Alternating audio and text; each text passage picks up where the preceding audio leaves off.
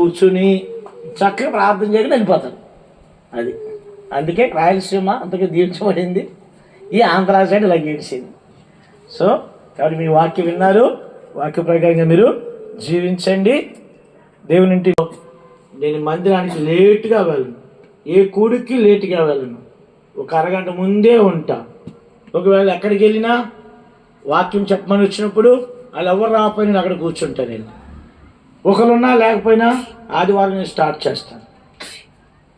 కాబట్టి క్రమశిక్షణ కలిగిన వారిని దేవుడు దీవిస్తాడు. సరే, ఇప్పుడు మీ అందరికీ ఇక్కడ తీస్తే భోజనాలు మీకు వడ్డించబడతాయి. సేవకురాండ్రులు ఇంట్లోకి వెళ్తారు. ఇప్పుడు టైము 1:15 అయింది. మళ్ళా 2:15 కల్లా ఇక్కడికి వస్తాం. వినండి, 2:15కి వస్తాం. దయచేసి ఎవరు వెళ్ళిపోవద్దు. క్విజ్ ఉంటుంది, తర్వాత ప్రాక్టికల్ టాక్ ఉంటుంది.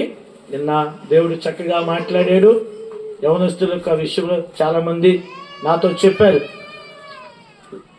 నిన్న సంస్థల గురించి దేవుడు మాట్లాడాడు.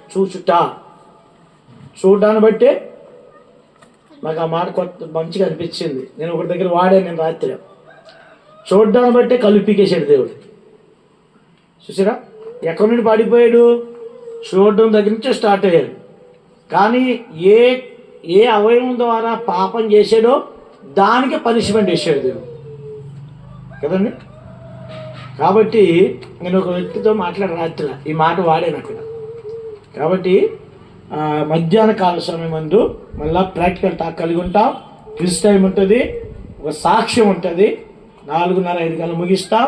దయచేసి భోజనం చేసి రండి. రాత్రి సువార్త కూడికి ఉంటుంది.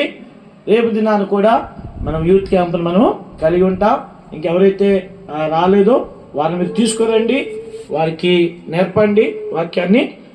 వారికి ఇలా యేసుక్రీస్తు పరిచయం చేస్తే దేవుడు మిమ్మల్ని దీవిస్తాడు. రైట్, మీరు లేస్తే